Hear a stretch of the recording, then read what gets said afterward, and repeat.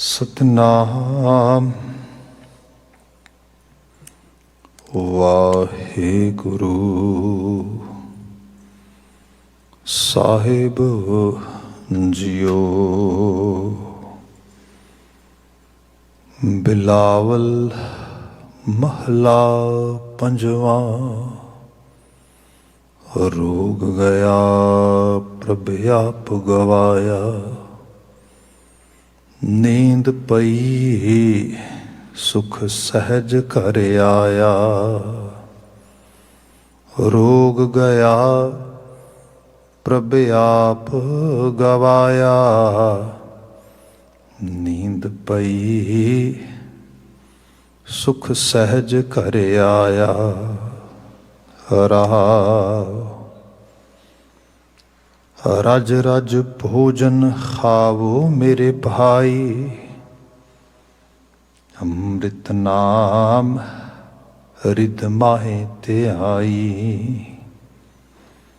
ਨਾਨਕ ਗੁਰਪੂਰੇ ਸ਼ਰਨਾਈ, ਜਿਨੇ ਆਪਣੇ ਨਾਮ ਕੀ ਪੈਜ ਰਖਾਈ। ਨਾਨਕ ਗੁਰਪੂਰੇ ਸ਼ਰਨਾਈ, ਜਿਨੇ ਆਪਣੇ ਨਾਮ ਕੀ ਪੈਜ ਰਖਾਈ। ਵਾਹਿਗੁਰੂ ਜੀ ਕਾ ਖਾਲਸਾ, ਵਾਹਿਗੁਰੂ ਜੀ ਕੀ ਫਤਿਹ। ਜੁਗੋ ਜੁਗ ਅਟਲ ਧੰਨ ਧੰਨ ਗੁਰੂ ਗ੍ਰੰਥ ਸਾਹਿਬ ਜੀ, ਗੁਰੂ ਪਾਤਸ਼ਾਹ ਜੀ ਦੀ ਅਪਾਰ ਬਖਸ਼ਿਸ਼। ਸੰਧਿਆ ਸਮੇਂ ਸੰਗਤ ਦੀਆਂ ਘੜੀਆਂ ਇਹ ਪਲ ਸਾਨੂੰ ਪ੍ਰਾਪਤ ਹੋ ਰਹੀਆਂ ਨੇ। ਸਮਾਂ ਹਰ ਰੋਜ਼ ਦੀ ਤਰ੍ਹਾਂ ਗੁਰਬਾਣੀ ਵਿਆਖਿਆ ਦਾ ਹੈ, ਜਿਸ ਅੰਦਰ ਬਿਲਾਵਲ ਰਾਗ ਦੇ ਗੁਰੂ ਅਰਜਨ ਪਾਤਸ਼ਾਹ ਦੁਆਰਾ ਉਚਾਰਨ ਕੀਤੇ ਗਏ ਮੁਕਾਮੀ ਦੋ ਪਦਿਆਂ ਦੇ ਸ਼ਬਦ ਅਸੀਂ ਵਿਚਾਰ ਰਹੇ ਹਾਂ। ਆਪ ਜੀ ਨੇ ਅਗਲੇਰਾ ਸ਼ਬਦ ਇਸ ਪਾਵਨ ਰਚਨਾ ਵਿੱਚੋਂ ਸਰਵਨ ਕਰ ਲਿਆ ਹੈ। ਵਿਚਾਰ ਪ੍ਰਾਰੰਭ ਕਰ ਰਹੇ ਹਾਂ ਰਹਾਉ ਦੇ ਬੰਦ ਤੋਂ, ਜੋ ਕਿ ਮੁੱਖ ਸੁਨੇਹਾ ਕੈਰੀ ਕਰਦਾ ਹੈ। ਗੁਰਦੇਵ ਪਾਤਸ਼ਾਹ ਜੋ ਬਿਆਨ ਕਰ ਰਹੇ, ਰੋਗ ਗਿਆ ਪ੍ਰਭ ਆਪ ਗਵਾਇਆ, ਨੀਂਦ ਪਈ ਸੁਖ ਸਹਿਜ ਘਰ ਆਇਆ। ਰਹਾਉ ਰੋਗ ਗਿਆ ਪ੍ਰਭ ਆਪ ਗਵਾਇਆ। ਅਕਸਰ ਬਾਤ ਹੁੰਦੀ ਰਹੀ ਹੈ ਕਿ ਦੁੱਖ ਰੋਗ ਸੰਤਾਪ ਉਤਰੇ, ਸੁਣੀ ਸੱਚੀ ਬਾਣੀ। ਅਸੀਂ ਇਹਦੀ ਗੱਲ ਵੀ ਕਰਦੇ ਸੀ, ਇੱਕ ਦਿਨ ਡਿਟੇਲ 'ਚ ਰੀਸੈਂਟਲੀ ਬਾਤ ਹੋਈ। ਹੁਣ ਇਹਦੇ 'ਚ ਇਹ ਹੈ ਕਿ ਜਿਹੜਾ ਰੋਗ ਸ਼ਬਦ ਆ, ਦੁੱਖ ਸ਼ਬਦ ਆ, ਸੰਤਾਪ ਸ਼ਬਦ ਆ, ਇੰਟਰਚੇਂਜੇਬਲ ਵੇ ਦੇ ਨਾਲ ਐਜ਼ ਏ ਸਿਨੋਨਿਮ ਦੇ ਤੌਰ 'ਤੇ ਵੀ ਯੂਜ਼ ਹੁੰਦਾ ਰਿਹਾ, ਬਾਣੀ 'ਚ ਹੁੰਦਾ ਆ। ਕਿਤੇ ਕਿਤੇ ਸਪੈਸੀਫਿਕ ਵੀ ਹੁੰਦਾ ਆ, ਜਿੱਥੇ ਸਿਰਫ ਰੋਗ ਤੋਂ ਹੀ ਮਤਲਬ ਹੈ, ਸੰਤਾਪ ਤੋਂ ਹੀ ਮਤਲਬ ਹੈ, ਦੁੱਖ ਤੋਂ ਹੀ ਮਤਲਬ ਹੈ। ਸਾਹਿਬ ਮਹਾਰਾਜ ਵਿੱਚ ਸ਼ਬਦ ਪੜ੍ਹਦੇ ਹਾਂ, ਜੋ ਨਰ ਦੁੱਖ ਮੈਂ ਦੁੱਖ ਨਹੀਂ ਮਾਨੇ। ਦੈਟ ਮੀਨ ਦੁੱਖ, ਸਫਰਿੰਗ।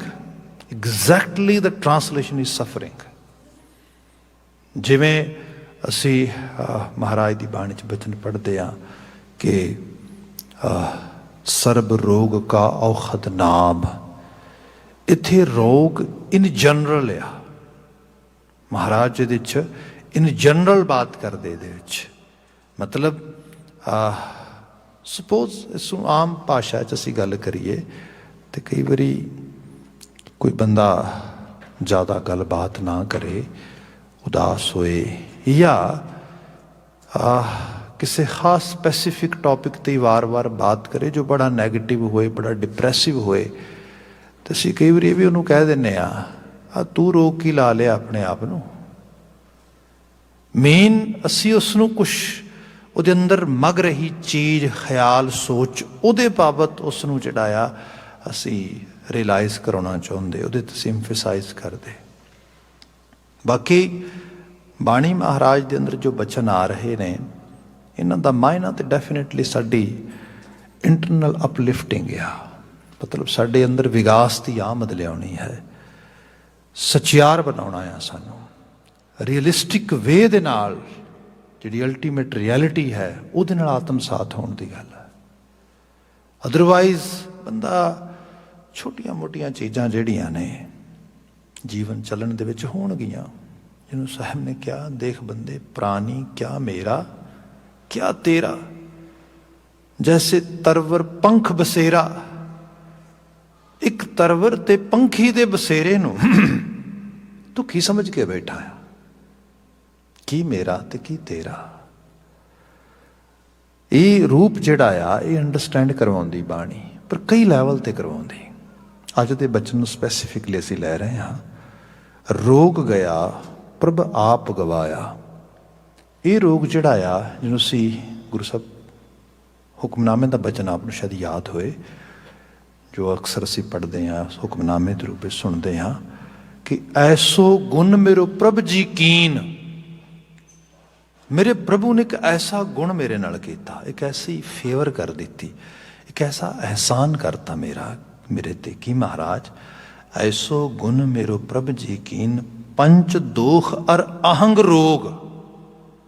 ਹੁਣ ਗੁਰੂ ਸਾਹਿਬ ਸਪੈਸੀਫਿਕਲੀ ਬਾਤ ਕਰਦੇ ਪੰਚ ਦੋਖ, ਉਹ ਦੋਖ ਜੋ ਜੀਵਨ ਦੇ ਅਕਸਰ ਬੜੇ ਜ਼ੋਰਾਵਰ ਹੁੰਦੇ ਸਾਡੇ ਅੰਦਰ, which we always talk about as a bad deeds।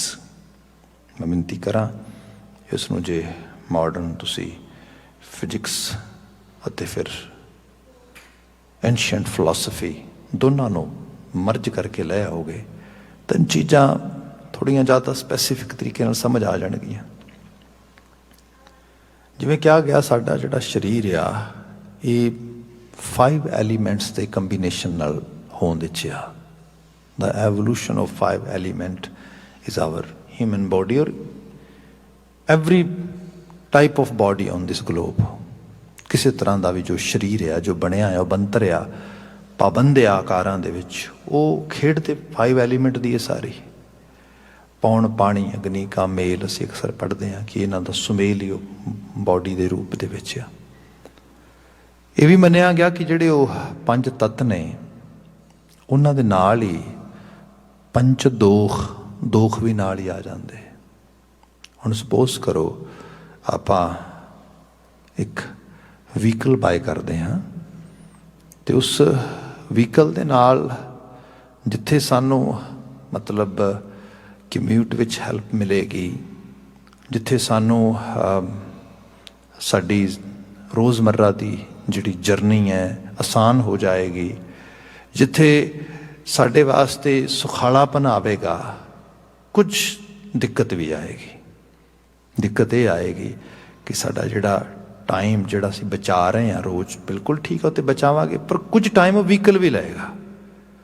ਤੁਸੀਂ ਉਹਦੀ ਮੇਨਟੇਨੈਂਸ ਵਾਸਤੇ ਜੋ ਗੈਰਾਜ ਤੇ ਗੇੜੇ ਲਗਾਇਆ ਕਰੋਗੇ, ਤੁਸੀਂ ਉਹਦੇ 'ਚ ਤੇਲ ਪਵਾਉਣ ਵਾਸਤੇ ਗੈਸ ਸਟੇਸ਼ਨ 'ਤੇ ਖੜਿਆ ਕਰੋਗੇ, ਤੁਸੀਂ ਵਕਤ ਬਾ ਵਕਤ, ਕਿਉਂਕਿ ਉਹ ਮਸ਼ੀਨਰੀ ਹੈ, ਵਹੀਕਲ ਆ, ਉਹਦੇ ਨਾਲ ਤੁਸੀਂ ਡਿਪੈਂਡੈਂਟ ਹੋ ਗਏ ਹੋ। ਉਹਨੂੰ ਕਿਤੇ ਕੋਈ ਪ੍ਰੋਬਲਮ ਆ ਜਾਏ, ਤੁਹਾਡਾ ਹੋ ਸਕਦਾ ਪੂਰਾ ਦਿਨ ਵੀ ਖਰਾਬ ਹੋ ਜਾਏ।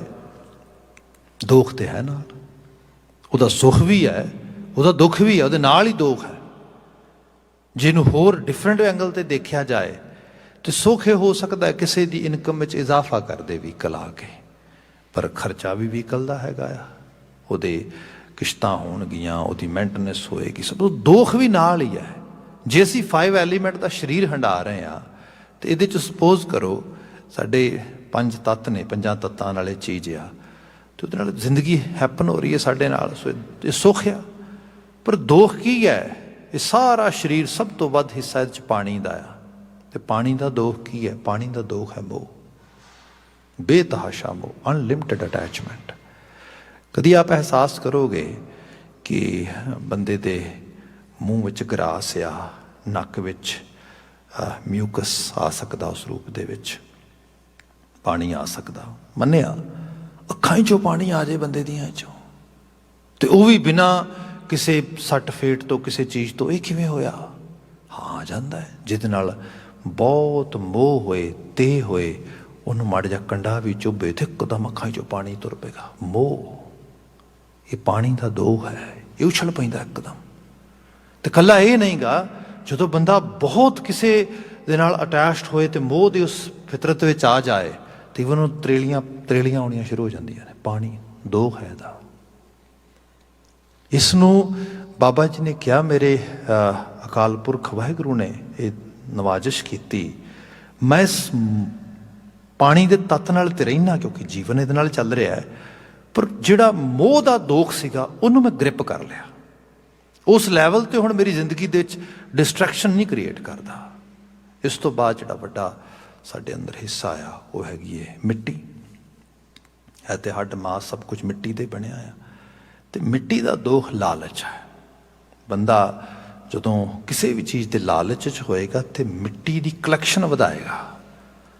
ਉਹ ਭਾਵੇਂ ਖਾਣ ਦਾ ਲਾਲਚ ਕਰਨ ਦੇ ਦੌਰਾਨ ਹੋਏ ਤੇ ਵੱਧ ਪਦਾਰਥ ਖਾ ਕੇ ਆਲੇ ਦੁਆਲੇ ਮਿੱਟੀ ਜ਼ਿਆਦਾ ਲਵਾ ਲਏਗਾ। ਜੇ ਕਿਤੇ ਪਦਾਰਥਕ ਲਾਲਚ 'ਚ ਆ ਜਾਏਗਾ ਤੇ ਮਿੱਟੀ ਨੂੰ, ਜਿਵੇਂ ਸਾਹਿਬ ਨੇ ਗਰਦਬ ਪ੍ਰੀਤ ਭਸਮ ਸੰਗ ਹੋਏ, ਇਹ ਬੜੀ ਖੋਤੇ ਵਰਗੀ ਬਿਰਤੀ ਹੁੰਦੀ ਜਦੋਂ ਬੰਦਾ ਬਹੁਤ ਜ਼ਿਆਦਾ ਇਸ ਕਿਸਮ ਦੇ ਨਾਲ ਮਿੱਟੀ ਦੇ ਮਗਰ ਦੌੜਦਾ ਹੈ। ਇਹ ਦੋਖ ਹੈ ਇਹਦਾ। ਤੇ ਜਿੱਥੇ ਮੌਕਾ ਬਣੇ, ਜਿੱਥੇ ਲੋਭ ਤੱਤ ਬਹੁਤ ਹੋਏ ਤੇ ਬੰਦਾ ਮਿੱਟੀ ਦੇ ਪ੍ਰਤੀ ਮਤਲਬ ਪਦਾਰਥ ਦੇ ਪ੍ਰਤੀ ਬਹੁਤ ਸ਼ੁਦਾ ਵਿੱਚ ਆ ਜਾਂਦਾ ਇਸ ਰੂਪ ਦੇ ਵਿੱਚ। ਤੀਸਰਾ ਤੱਤ ਜਿਹੜਾ ਇਹਦੇ 'ਚ ਆਉਂਦਾ ਹੈ ਉਹ ਹੈਗਾ, ਜੇ ਅਸੀਂ ਮਿੱਟੀ ਤੋਂ ਬਾਅਦ ਲੈ ਲਈਏ ਤੇ ਉਹ ਹੈ ਟੈਂਪਰੇਚਰ, ਦਰਜੇ ਹਰਾਰਾ, ਗਰਮੀ। ਇੱਕ ਖਾਸ ਕਿਸਮ ਦਾ ਜਿਹੜਾ ਹਰਾਰ ਆ, ਜਿਹੜਾ ਸਰੀਰ ਦੇ 'ਚ ਗਰਮਾਇਸ਼ ਆ, ਉਹਦਾ ਹੋਣਾ ਬੜਾ ਜ਼ਰੂਰੀ ਹੈ। ਸੋ ਉਹ ਜਿਹੜੀ ਚੀਜ਼ ਆ, ਨੋ ਡਾਊਟ ਇਹਦੇ ਬਿਨਾਂ ਜੀਵਨ ਚੱਲ ਨਹੀਂ ਸਕਦਾ, ਕਿਉਂਕਿ ਇਹੀ ਐਨਰਜੀ ਹੈ ਜਿਹੜੀ ਸਾਨੂੰ ਦੱਸਦੀ ਹੈ ਕਿ ਅਸੀਂ ਇਸ ਰੂਪ ਵਿੱਚ ਜੀਵੰਤ ਹੈਗੇ ਆ। ਪਰ ਇਹ ਵੀ ਸੱਚ ਦਾ ਦੋਖ ਵੀ ਹੈ। ਦੋਖ ਕੀ ਹੈ? ਬੰਦੇ ਦੇ ਅੰਦਰ ਜਿੰਨੀ ਫਰਸਟ੍ਰੇਸ਼ਨ ਆ, ਜਿੰਨਾ ਗੁੱਸਾ ਆ, ਇਹ ਸਾਰਾ ਇਸੇ ਤੱਤ ਦਾ ਦੋਖ ਆ। ਮਾੜੀ ਜਿਹੀ ਕੋ ਮੇਰੇ ਮੁਤਾਬਕ ਗੱਲਬਾਤ ਨਾ ਹੋਏ, ਇੱਕਦਮ ਮੱਥਾ ਖਣਕਦਾ, ਬੰਦੇ ਦੇ ਹਾਵ ਭਾਵ ਬਦਲਦੇ, ਰੰਗ ਬਦਲ ਜਾਂਦਾ, ਅੱਖਾਂ ਦੇ ਡੋਰੇ ਚੜ੍ਹ ਜਾਂਦੇ, ਲਿਟਰਲੀ ਤੌਰ ਤੇ ਬੰਦੇ ਦੇ ਅੰਦਰ ਮਤਲਬ ਤਾਪ ਹੀ ਵੱਧ ਜਾਂਦਾ। ਸੋ ਇਹਦਾ ਦੋਖ ਆ। ਬਾਬਾ ਜੀ ਕਹਿੰਦੇ ਵੀ ਗ੍ਰਿਪ ਕਰਨ ਦੀ ਜਾਚ ਸਿਖਾਈ ਮੇਰੇ ਕਰਤਾਰ ਨੇ। ਇਸ ਤੋਂ ਬਾਅਦ ਫਿਰ ਦੋ ਤੱਤ ਬਚਦੇ ਨੇ। ਇੱਕ ਲਸਟ, ਜਿਹਦਾ ਐਕਚੁਅਲ ਲੈਵਲ ਤੇ ਦੋਖ ਜੇ ਅਸੀਂ ਦੇਖੀਏ ਸਾਡੇ ਸਰੀਰ 'ਚ ਹਵਾ ਆ। ਨੋ ਡਾਊਟ ਵੈਸੇ ਤਾਂ ਹਵਾ ਦੀ ਹੋਂਦ ਨਹੀਂ ਹੁੰਦੀ, ਪਰ ਹਵਾ ਵਾਰ-ਵਾਰ ਆ ਰਹੀ ਹੈ, ਜਾ ਰਹੀ ਹੈ, ਆ ਰਹੀ ਹੈ, ਜਾ ਰਹੀ ਹੈ। ਇਨਹੇਲ ਐਕਸੇਲ ਹੋ ਰਹੀ ਉਸ ਰੂਪ ਦੇ ਵਿੱਚ। ਵਾਸ਼ਨਾ ਦਾ ਵੀ ਇਹੀ ਸੰਕਲਪ ਹੁੰਦਾ ਜੀਵਨ ਵਿੱਚ। It never stayed actually on a straight line. It actually goes and comes in that way. ਤੇ ਆਉਂਦੀ ਵੀ ਬਸ ਇੱਕ ਪਲ ਦੇ ਵਿੱਚ ਹੀ ਹੈ। ਇਹੀ ਇੱਕ ਵਾਸ਼ਨਾ ਦਾ ਸੰਕਲਪ ਆ। ਇਹ ਤੇ ਵੀ ਮਹਾਰਾਜ ਕਹਿੰਦੇ ਵੀ ਗ੍ਰਿਪ ਕਰਨ ਦੀ ਤਾਕਤ ਹੁਣ ਆ ਗਈ। ਲਾਸਟ ਜਿਹੜਾ ਬਚਦਾ ਉਹ ਹੈ ਸਪੇਸ। ਸਪੇਸ ਇਨਵਿਜ਼ੀਬਲ ਹੁੰਦਾ ਹੈ, ਵਿਜ਼ੀਬਲ ਹੋ ਕੇ ਵੀ ਇਨਵਿਜ਼ੀਬਲ ਹੈ। ਇਹਦਾ ਜਿਹੜਾ ਦੋਖ ਆ ਇਹ ਈਗੋ ਹੈ। ਇਹ ਹੋ ਕੇ ਵੀ ਨਾ ਹੋਇਆ ਵਰਗੀ ਹੈ ਤੇ ਨਾ ਹੋਇਆ ਵਰਗੀ ਵੀ ਹੋ ਕੇ ਹੈ। ਮਤਲਬ ਸਿੱਧੇ ਤੌਰ ਤੇ ਨਹੀਂ ਦਿਸਦੀ, ਪਰ ਈਗੋਟਿਸਟ ਬਿਹੇਵੀਅਰ ਤੁਸੀਂ ਦੇਖੋ ਨਾ, ਐਟੀਟਿਊਡ ਇਹਦੇ 'ਚੋਂ ਡਿਵੈਲਪ ਹੁੰਦਾ। ਬੰਦਾ ਕਿਸੇ ਨਾ ਕਿਸੇ ਇੱਕ ਨਖਰਾਲੂ ਭਾਵ ਦੇ ਵਿੱਚ ਆ ਜਾਂਦਾ। ਇਹ ਸਭ ਦੇ ਵਿੱਚ ਫਿਰ ਇੱਕ ਚੀਜ਼ ਸਾਡੀ ਹੋਂਦ ਦੀ ਪ੍ਰੈਜ਼ੈਂਸ ਵਿੱਚੋਂ ਇੱਕ ਚੀਜ਼ ਨਿਕਲਦੀ ਕਿ ਜਿਹੜੀ ਸਾਨੂੰ ਇਹ ਈਗੋ ਤੇ ਬਹੁਤ ਨੇੜੇ ਚਲੀ ਜਾਂਦੀ, ਪਰ ਆਲ ਓਵਰ ਅਹੰਗ ਬਿਰਤੀ, ਮੈਂ ਤੇ ਮੇਰੀ ਹੋਂਦ, ਇਹਦੇ ਉੱਤੇ ਫਿਰ ਬੰਦਾ ਜਦੋਂ ਬਹੁਤ ਐਮਫਸਾਈਜ਼ ਕਰਦਾ ਤੇ ਕਹਿੰਦਾ ਕਿ ਜੋ ਮਰਜ਼ੀ ਹੋ ਜਾਏ, ਮੈਂ ਆਪਣੀ ਹੋਂਦ ਨਹੀਂ ਮੁੱਕਣ ਦੇਣੀ। ਫਿਰ ਇੱਕ ਲੈਵਲ ਤੇ ਇਹ ਰੋਗ ਦਾ ਕਾਰਨ ਬਣ ਜਾਂਦੀ ਹੈ ਬੰਦੇ ਦੇ। ਬੰਦਾ ਸਿਰਫ ਆਪਣੇ ਆਪ ਤੇ ਆਪਣੇ ਵਜੂਦ ਤੋਂ ਬਿਨਾਂ ਕਿਸੇ ਹੋਰ ਚੀਜ਼ ਨੂੰ ਨਹੀਂ ਦੇਖਦਾ। ਗੁਰੂ ਸਾਹਿਬ ਨੇ ਕਿਹਾ ਇਹਨੂੰ, ਕਿਤੇ ਅਹੰਗ ਰੋਗ ਕਿਹਾ, ਕਿਤੇ ਕਿਹਾ ਹਉਮੈ ਦੀਰਘ ਰੋਗ ਹੈ। ਇਹ ਬੜਾ ਦੀਰਘ ਰੋਗ ਹੈ। ਜਾਂ ਅਸੀਂ ਇੱਕ ਹੋਰ ਬਚਨ ਪੜ੍ਹਦੇ ਹਾਂ ਬਾਣੀ ਤੇ ਐਗਜ਼ਾਮਪਲਸ ਪਈਆਂ ਨੇ। ਮਹਾਰਾਜ ਕਿਤੇ ਬਿਆਨ ਕਰਦੇ, ਦ੍ਰਿਸ਼ਟ ਰੋਗ ਪਚਮੋਏ ਪਤੰਗਾ, ਨਾਦ ਰੋਗ ਖਪ ਗਏ ਕੁਰੰਗਾ, ਕਾਮ ਰੋਗ ਮੈਗਲ ਬਸ ਲੀਨਾ, ਹਉਮੈ ਰੋਗ ਮਾਨੁਖ ਕੋ ਦੀਨਾ। ਇੱਕ ਰੋਗ, ਦੂਜੇ ਰੋਗ ਜਿਹਨਾਂ ਦੀ ਗੱਲ ਕੀਤੀ ਕਿ ਕਾਮ ਕ੍ਰੋਧ ਵਗੈਰਾ, ਇਹ ਦੂਜੇ ਜੀਆਂ ਜਨਤਾਂ 'ਚ ਮਿਲ ਜਾਂਦੇ ਥੋੜ੍ਹੇ ਬਹੁਤੇ ਕਿਸੇ ਨਾ ਕਿਸੇ ਡਿਫਰੈਂਟ ਸ਼ੇਪ ਦੇ ਵਿੱਚ। ਪਰ ਜਿਹੜੀ ਅਹੰਗ ਦੀ ਬਿਰਤੀ ਹੈ ਨਾ, ਇਹ ਰੋਗ ਤੇ ਬੰਦੇ ਨੂੰ ਹੀ ਮਿਲਿਆ, ਬੰਦੇ ਨੂੰ ਗਿਫਟ ਹੋਇਆ ਕੁਦਰਤ ਵੱਲੋਂ। ਹਉਮੈ ਰੋਗ ਮਾਨੁਖ ਕੋ ਦੀਨਾ, ਮਨੁੱਖ ਦੀ ਝੋਲੀ ਪਾ ਦਿੱਤਾ। ਤੇ ਇਹ ਰੋਗ ਜਿੰਨਾ ਜ਼ਿਆਦਾ ਬੰਦਾ ਇਹਦਾ ਸ਼ਿਕਾਰ ਹੋਈ ਜਾਂਦਾ ਤੇ ਇਹ ਐਸਾ ਕਹਿ ਲਓ ਕਿ ਇੱਕ ਜਿਹਨੂੰ ਪਾਗਲਪਨ ਦਾ ਰੋਗ ਆ ਮਨ ਦੀ ਦੁਨੀਆ ਦੇ ਵਿੱਚ, ਜਿਹਦੇ ਅੰਦਰ ਇਹ ਆ ਜਾਏ ਜਿਹੜਾ ਸਾਡਾ ਸਭ ਤੋਂ ਸਨੇਹੀ ਪਿਆਰਾ, ਜਿਹੜਾ ਸਾਨੂੰ ਕਿਸੇ ਲੈਵਲ 'ਤੇ ਕਿਸੇ ਤਰੀਕੇ ਦੇ ਨਾਲ ਸਾਡੇ ਭਲੇ ਵਾਸਤੇ ਵੀ ਅਗਰਸਰ ਹੁੰਦਾ ਹੋਏ, ਇਹ ਰੋਗ ਸਭ ਤੋਂ ਪਹਿਲਾਂ ਸਾਨੂੰ ਉਹਦੇ ਤੋਂ ਦੂਰ ਕਰਦਾ। ਇਹ ਕਹਿੰਦਾ ਵੀ ਜਿਹਨੇ ਮੈਨੂੰ ਸੱਚ ਵੀ ਬੋਲਿਆ ਕ੍ਰਿਟੀਸਾਈਜ਼ ਕਰਨ ਵਾਸਤੇ, ਬਸ ਮੈਂ ਨਹੀਂ ਲਾਈਕ ਕਰਦਾ ਉਹਨੂੰ। ਇੱਥੋਂ ਸ਼ੁਰੂਆਤ ਹੁੰਦੀ। ਇਹ ਰੋਗ ਫਿਰ ਬੰਦੇ ਨੂੰ ਉਸ ਲੈਵਲ 'ਤੇ ਖਾ ਜਾਂਦਾ। ਗੁਰੂ ਬਾਬਾ ਜੀ ਨੇ ਇੱਥੇ ਬਾਤ ਕੀਤੀ ਕਿ ਰੋਗ ਗਿਆ ਪ੍ਰਭ ਆਪ ਗਵਾਇਆ। ਇਸ ਕਿਸਮ ਦੇ ਰੋਗ ਦੀ ਗੱਲ ਗੁਰੂ ਸਾਹਿਬ ਨੇ ਕੀਤੀ। ਕਿਹਾ ਇਹ ਜਿਹੜਾ ਰੋਗ ਸੀਗਾ ਹਉਮੈ ਰੋਗ, ਅਹੰਗ ਰੋਗ, ਤੇ ਇਹ ਹਉਮੈ ਰੋਗ ਹੀ ਹੈ ਜਿਹੜਾ ਹਰ ਚੀਜ਼ ਤੋਂ ਦੂਰੀ ਬਣਾਈ ਜਾਂਦਾ ਸਾਡੀ, ਰਿਸ਼ਤਿਆਂ ਨਾਤਿਆਂ ਸੰਬੰਧਾਂ ਸਭ ਥਾਵਾਂ ਤੇ ਤੁਸੀਂ ਦੇਖੋ। ਈਵਨ ਜੋ ਅਸੀਂ ਹੋ ਸਕਦੇ ਆ ਸਾਡੇ ਆਪਣੇ ਆਪੇ ਤੋਂ ਦੂਰੀ ਬਣਾ ਦਿੰਦਾ ਸਾਡੀ, ਜੇ ਬੰਦਾ ਥੋੜ੍ਹਾ ਜਿਹਾ ਉਸ ਰੂਪ ਤੇ ਕਰ ਲਵੇ। ਤੇ ਸਾਨੂੰ ਮੋਸਟਲੀ ਵੈਸੇ ਤਾਂ ਚਾਹੀਦਾ ਇਹ ਹੈ ਕਿ ਸਾਨੂੰ ਵਿਜ਼ਡਮ ਲੀਡ ਕਰੇ ਜੀਵਨ ਜੀਣ ਲੱਗਿਆ, ਪਰ ਸਾਨੂੰ ਆਦਤਾਂ ਲੀਡ ਕਰਦੀਆਂ ਨੇ। That is very bad thing. ਬੰਦੇ ਦੀਆਂ ਆਦਤਾਂ ਬੰਦੇ ਨੂੰ ਲੀਡ ਕਰਦੀਆਂ ਲਾਈਫ ਜੀਣ ਲਈ, ਵਿਜ਼ਡਮ ਨਹੀਂ ਲੀਡ ਕਰਦੇ। ਆਦਤਾਂ ਜਦੋਂ ਬਹੁਤ ਪਰਿਪੱਕ ਹੋ ਜਾਣ, ਬੰਦਾ ਆਪਣੇ ਆਪ ਨੂੰ ਸਮਝਣ ਲੱਗ ਜਾਂਦਾ ਵੀ ਦਿਸ ਇਜ਼ ਮੀ।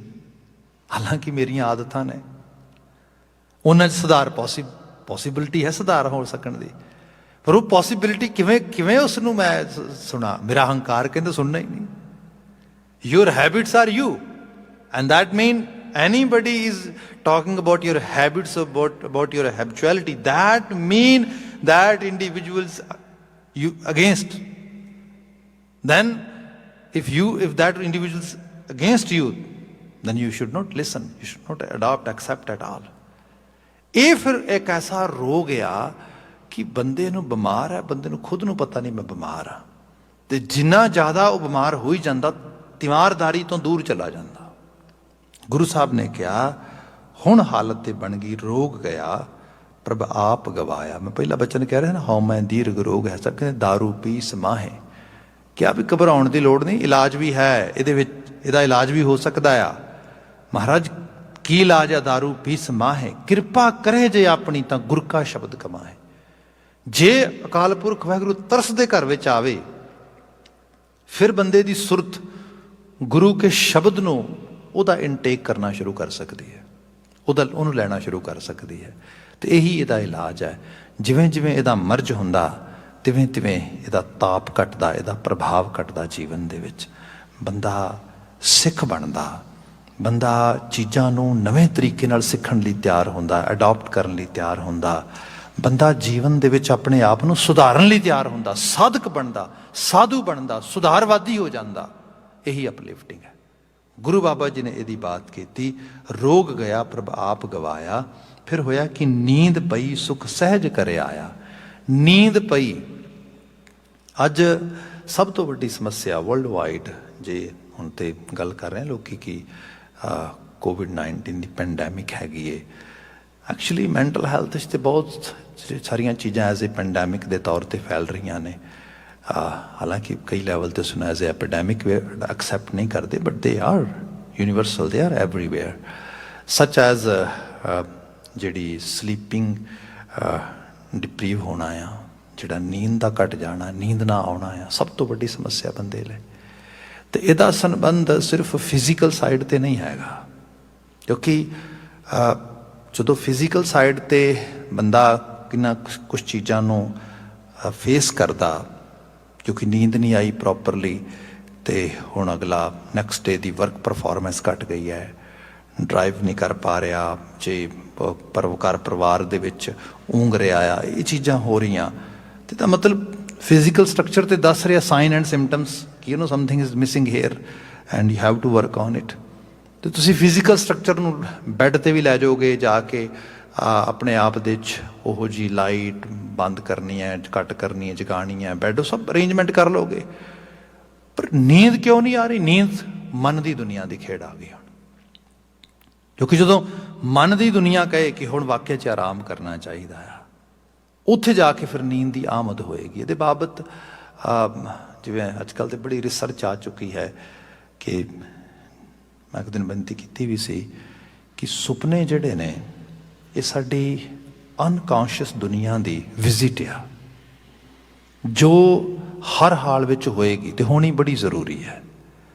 जदों असी किसी नूं एनस्थीशिया दे देने या बेहोशी की दवाई दे देने, नींद दियां गोलियां लोग खा लें तो नींद नहीं आती, क्योंकि नींद तां आएगी जे बंदा अपने अनकॉन्शियस नूं विजिट करेगा तो कॉन्शियस लैवल तो उन्होंने थोड़ा बहुत एक्सपीरियंस जरूर करेगा।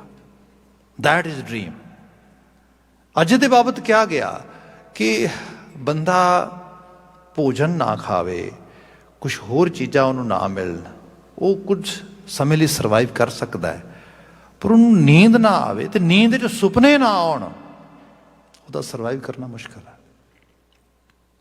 सो ये रूप जिहड़ा आ, इस बाबत अज बड़ी ਇਹਦੇ 'ਤੇ गल हो रही है। गुरु महाराज ਤੁਸੀਂ ਬਾਣੀ 'ਚ बहुत वारी नींद बारे गल्लां पढ़ोगे, शब्द पढ़ोगे, हालांकि स्पिरिचुअल साइड ते महाराज लैके जा रहे हैं। किते बचन आ रहा है, शाम सुंदर तज नींद क्यों आई, सुपने हों बरडाए कै जिह मुख निकसै राम, ताके पक्की पन्ही मेरे तन को चाम, बाबा कबीर जी।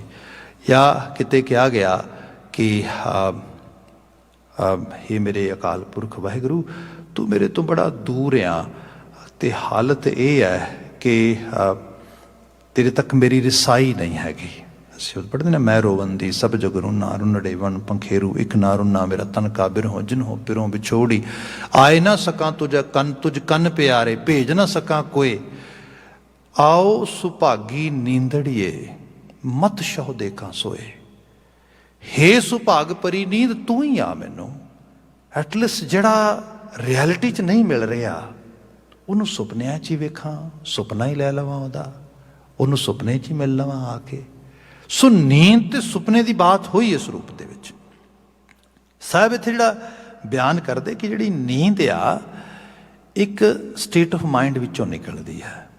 ਆਪਾਂ ਇੱਕ ਦਿਨ ਬੜੀ, ਮੈਨੂੰ ਯਾਦ ਹੈ, ਤਵਾਰੀਖ 'ਚ ਅਕਸਰ ਬਾਤ ਹੁੰਦੀ ਰਹਿੰਦੀ, ਗੁਰੂ ਗੋਬਿੰਦ ਸਿੰਘ ਸਾਹਿਬ ਵਰਗੀ ਸਰੀਖੀ ਹਸਤੀ, ਮਤਲਬ ਆਨੰਦਪੁਰ ਸਾਹਿਬ ਤੋਂ ਨਿਕਲੇ, ਪੂਰੀ ਆਨੰਦ ਆਪਣੇ ਇੰਨੇ ਸਨੇਹਾਂ ਨਾਲ ਵਸਾਈ ਹੋਈ ਨਗਰੀ ਆਪ ਛੱਡ ਦਿੱਤੀ, ਪਰਿਵਾਰ ਵਿਛੋੜਾ ਹੋ ਗਿਆ, ਸਰਸਾ ਦੇ ਕੰਢੇ ਇਤਨਾ ਵੱਡਾ ਨੁਕਸਾਨ, ਅਸੀਂ ਜੇ ਨੁਕਸਾਨ ਦੀ ਨਜ਼ਰ ਨਾਲ ਦੇਖੀਏ ਤੇ ਫਿਰ ਚਮਕੌਰ ਚਲੇ ਗਏ, ਉੱਥੇ ਜਾ ਕੇ ਪੁੱਤ ਸ਼ਹੀਦ ਹੋ ਗਏ, ਸਿੱਖ ਸ਼ਹੀਦ ਹੋ ਗਏ। अखीर थे चाहते पैबंद करें खाक का सबको, हातिफ ने कहा काम में लाना ना गजब को, लड़ना नहीं मंजूर है अजाब का रब को, ये सुन के गुरु भूल गए रंजो तौब को।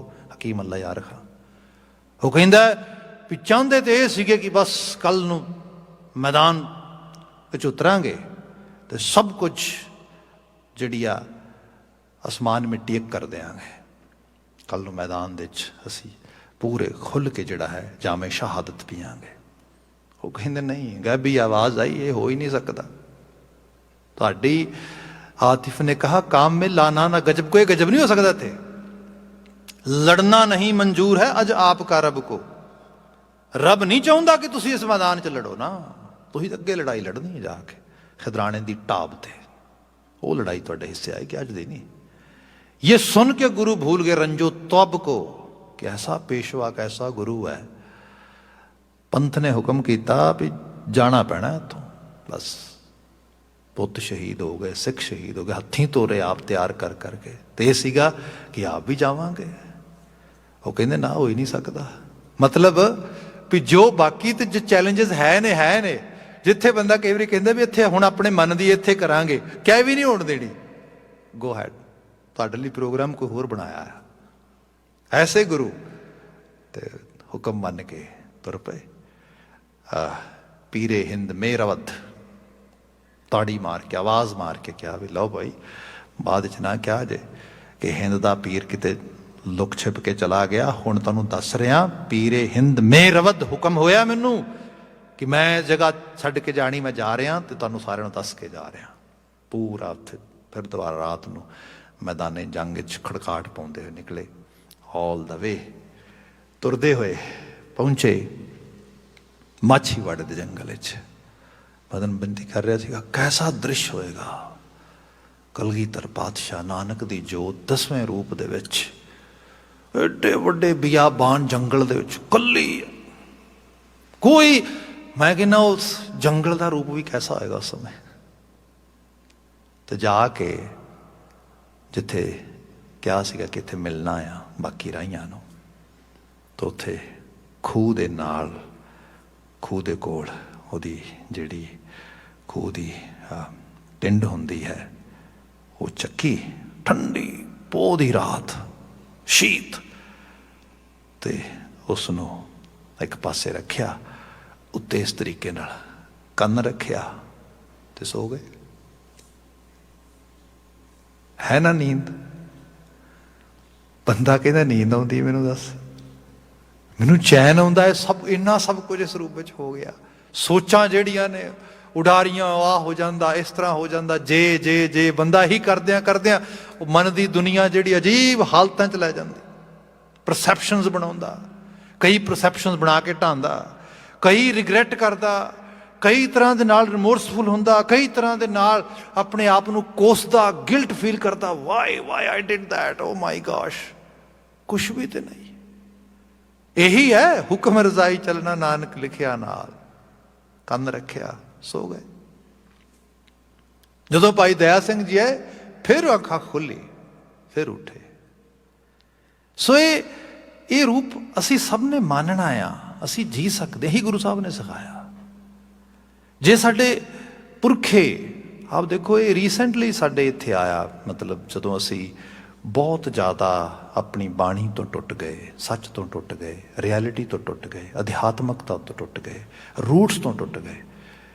आप करसाना का सुसाइड करना तो सब चीज़ां, सिੱਖੀ 'ਚ ऐसा कुछ नहीं हैगा। सिੱਖੀ 'ਚ ते मरना जिहड़ा आ, शब्द मरो फिर जीवो सद ही, इत्थे शब्द नाल मरना आ। दूजा मरना तो कहते तो जामा बदलना, चोला बदलना है। असल मरना तो शब्द का मरना है। जे ये ना मरे तो यहो जे मर मर के पता नहीं किन्नी वारी आवांगे असी सो स्वरूप दे विच। तो जदों उस काम च बंदा लगा है भी मैं शब्द नाल अपने जिहड़ा जीवन का सुधार करना है, तो काम ही बड़ा वड्डा आ। एडे वड्डे कारज दे विच मैनूं कुदरत ने भेजिया आ, मैनूं फिक्र क्यों होना चाहिए छोटे मोटे चीज़ां किते ढह गईयां, किते बन गईयां, किते कुछ इकट्ठा हो गया, किते कुछ ना इकट्ठा होया। What is this? मेरा एक रोल है, मैं रोल प्ले कर रहा, बाकी जो करतार नूं पावे। ਇਹਦੇ ਵਿੱਚ ਬੰਦੇ ਦੀ ਜਿਹੜੀ ਟੋਟਲ ਲਾਈਫ ਪਰਫਾਰਮੈਂਸ ਆ, that come on next level.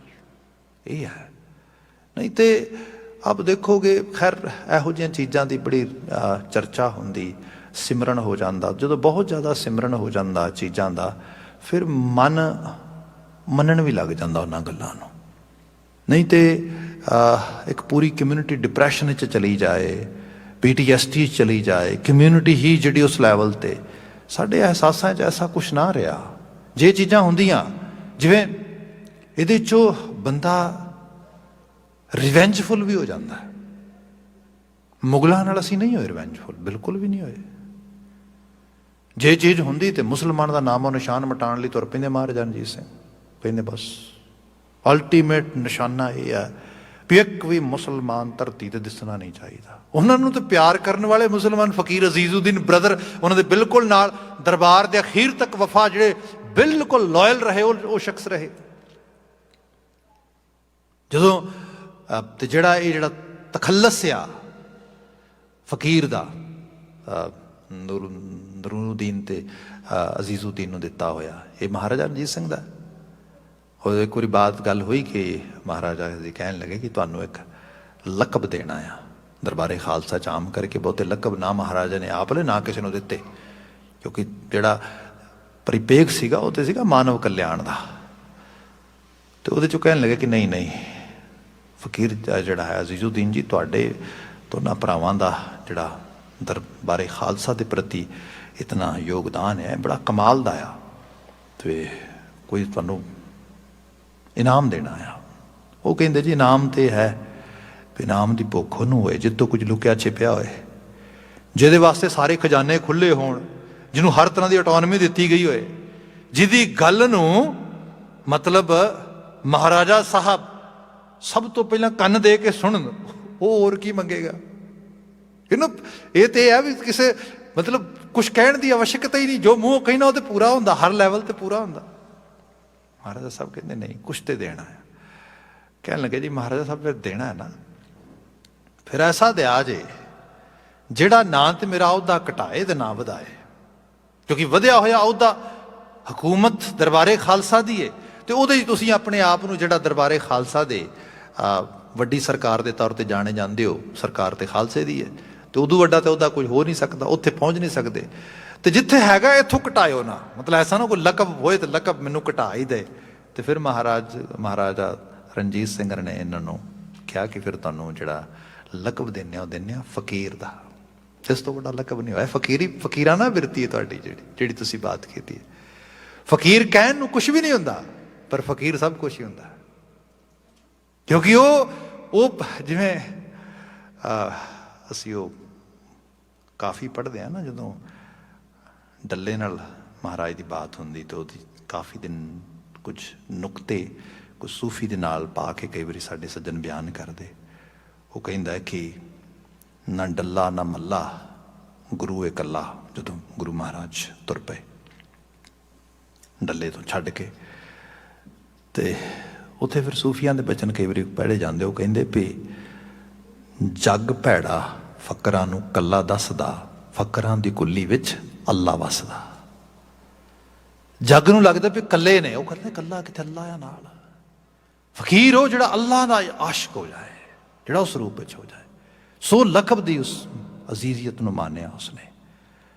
ਇਹ ਸਾਰਾ ਫਿਰ ਆਪਾਂ ਇੱਕ ਦਿਨ ਬੜੇ ਅਕਸਰ ਬਾਤ ਹੁੰਦੀ ਰਹਿੰਦੀ, ਮੋਮਨ ਲਖਾਰੀ ਹੈ ਜਿਹਨੂੰ ਕੋਈ ਵਜ਼ੀਫਾ ਨਹੀਂ ਮਿਲਣਾ, ਮਤਲਬ ਬੰਦਾ ਹੋਏ ਕੋਈ ਤਨਖਾਹ ਮਿਲੇਗੀ, ਲਾਲਚ ਹੋਏਗਾ, ਜਿਸ ਨੂੰ ਅੰਗਰੇਜ਼ਾਂ ਤੋਂ ਸਜ਼ਾ ਜ਼ਰੂਰ ਮਿਲ ਸਕਦੀ ਹੈ, ਤੇ ਇਹ ਵੀ ਨਹੀਂ ਉਹ ਸਿੱਖ ਹੈ, ਸਿੱਖ ਬਲੀਵਰ ਹੈ ਨਾ, ਉਹਦੀ ਕੋਈ ਸਿੱਖਾਂ ਨਾਲ ਵਾਹ ਵਾਸਤਾ ਹੋਏ, ਐਸਾ ਵੀ ਕੁਛ ਨਹੀਂ। ਸ਼ਾਹ ਮੁਹੰਮਦ ਜੰਗਨਾਮਾ ਲਿਖਿਆ ਉਸਨੇ, ਕਿਆ ਤਾਰੀਫਾਂ ਲਿਖੀਆਂ ਖਾਲਸੇ ਦੀਆਂ, ਮਹਾਰਾਜਾ ਰਣਜੀਤ ਸਿੰਘ ਦੀਆਂ। ਇਹ ਹਾਰਮੋਨੀ ਇਹ ਜਨਰੇਟ ਹੋਈ।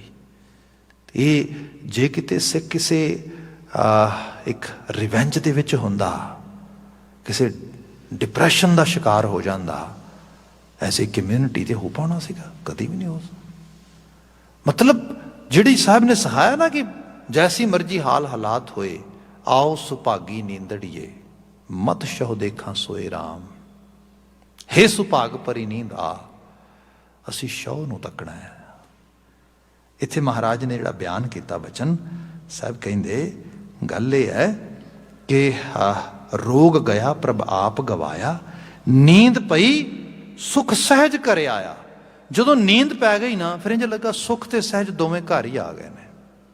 ਸਹਿਜ ਇੱਕ ਤਰ੍ਹਾਂ ਦਾ ਡੈਮੋਸਟ੍ਰੇਸ਼ਨ ਆ, ਤੇ ਜਿਹੜਾ ਸੁਖ ਆ ਇਹ ਇਮੋਸ਼ਨ ਆ। ਇਮੋਸ਼ਨਸ ਦੇ ਵਿੱਚ ਅਸੀਂ ਕੰਫਰਟ ਜਾਂ ਅਨਕੰਫਰਟ ਫੀਲ ਕਰਦੇ ਹਾਂ। ਇਜ਼ਹਾਰ ਅਮਲ ਵਿੱਚ ਹੁੰਦਾ ਹੈ ਉਹਦਾ, ਮੀਨ ਬੈਨ ਐਕਚੁਅਲੀ ਡੈਮੋਸਟ੍ਰੇਟ। ਤੇ ਸਹਿਜ ਜਿਹੜਾ ਇਹਦੇ ਵਿੱਚ ਮਤਲਬ ਇੱਕ ਤਰ੍ਹਾਂ ਦੀ ਕਹਿ ਲਓ ਕਿ ਬੜੀ ਸੂਬਰਨੈਸ ਹੁੰਦੀ ਸਹਿਜ ਦੇ ਵਿੱਚ। ਤੇ ਇਹ ਤਾਂ ਆ ਪਾਉਂਦੀ ਜਦੋਂ ਬੰਦਾ ਅੰਦਰ ਸੁਖ ਦੇ ਇਮੋਸ਼ਨ ਨਾਲ ਭਰ ਜਾਂਦਾ। ਗੁਰੂ ਬਾਬਾ ਜੀ ਨੇ ਦੀ ਬਾਤ ਕੀਤੀ, ਰਹਾਉ ਦਾ ਬੰਦਿਆ। ਅਗਲੇਰਾ ਜੋ ਬਚਨ ਹੈ ਇਹਦੇ 'ਚ ਵਿਆਖਿਆ ਦੇ ਜੋ ਮਹਾਰਾਜ ਨੇ ਬਿਆਨ ਕੀਤਾ, ਉਹ ਹੈਗਾ ਕਿ ਰੱਜ ਰੱਜ ਭੋਜਨ ਖਾਵੋ ਮੇਰੇ ਭਾਈ। ਜੇ ਇਹੋ ਜਿਹੀ ਵਿਚਾਰ, ਇਹੋ ਜਿਹੇ ਖਿਆਲ, ਇਹੋ ਜਿਹੀਆਂ ਸੋਚਾਂ ਮੈਨੂੰ ਕੋਈ ਸਮਝਾਏ, ਮੈਨੂੰ ਕੋਈ ਪਰੋਸੇ, ਪਰ ਮੈਨੂੰ ਕੀ ਕਰਨਾ ਚਾਹੀਦਾ? ਰੱਜ ਰੱਜ ਕੇ ਖਾਣਾ ਚਾਹੀਦਾ। ਐਸੀ ਸੋਹਣੀ ਵਿਚਾਰਧਾਰਾ ਕਿਉਂ ਛੱਡੇ? ਮਹਾਰਾਜ ਕਹਿੰਦੇ ਰੱਜ ਰੱਜ ਭੋਜਨ ਖਾਵੋ ਮੇਰੇ ਭਾਈ, ਅੰਮ੍ਰਿਤ ਨਾਮ ਰਿਦ ਮਾਹੇ ਤੇ ਆਈ। ਹਿਰਦੇ ਦੇ ਅੰਦਰ ਅੰਮ੍ਰਿਤ ਨਾਮ ਨੂੰ ਧਿਆਓ, ਧਿਆਨ ਧਰੋ ਇਸ ਪਾਸੇ, ਸੁਰਤ ਕਰਕੇ, ਸੋਚ ਕਰਕੇ, ਧੁਨ ਕਰਕੇ ਇਸ ਪਾਸੇ ਲਾਓ ਆਪਣੇ ਆਪ ਨੂੰ। ਇਹ ਫਿਰ ਮੈਂ ਬੇਨਤੀ ਕਰਾਂਗਾ, ਐਕਸਪੋਜ਼ਰ ਹੀ ਹੈ ਸਭ ਕੁਛ। ਇਹੋ ਜਿਹੇ ਵਿਚਾਰ ਲਗਾਤਾਰ ਸੁਣੋਗੇ, ਪੜ੍ਹੋਗੇ, ਅਹਿਸਾਸੋਗੇ, ਮਨ ਗਾਹਕ ਬਣ ਜਾਏਗਾ ਇਹਦਾ। ਇਹੋ ਜਿਹੇ ਵਿਚਾਰ, ਇਹੋ ਜਿਹੇ ਖਿਆਲ ਨਹੀਂ ਸੋਚੋ ਸਮਝੋਗੇ, ਕੁਝ ਹੋਰ ਇਹਦੇ ਮੁਕਾਬਲਤਨ ਮਨ ਨੂੰ ਪਰੋਸੀ ਜਾਓਗੇ, ਮਨ ਉਵੇਂ ਦਾ ਹੋ ਜਾਏਗਾ। ਬਸ ਇਹੀ ਹੈ। ਇੱਥੇ ਸਾਹਿਬ ਨੇ ਕਿਹਾ ਕਿ ਭਾਈ ਅੰਮ੍ਰਿਤ ਨਾਮ ਰਿਦ ਮਾਹੇ ਧਿਆਈ, ਨਾਨਕ ਗੁਰ ਪੂਰੇ ਸ਼ਰਣਾਈ। ਇਹ ਨਾਨਕ ਕਹਿ, ਆਪਾਂ ਤੇ ਪੂਰੇ ਗੁਰੂ ਦੀ ਸ਼ਰਨ ਆ ਗਏ ਹਾਂ, ਆਪਾਂ ਤੇ ਪੂਰੇ ਗੁਰੂ ਦਾ ਆਸਰਾ ਤੱਕ ਲਿਆ ਹੈਗਾ। ਨਾਨਕ ਗੁਰ ਪੂਰੇ ਸ਼ਰਣਾਈ, ਜਿਨ ਆਪਣੇ ਨਾਮ ਕੀ ਪੈਜ ਰਖਾਈ।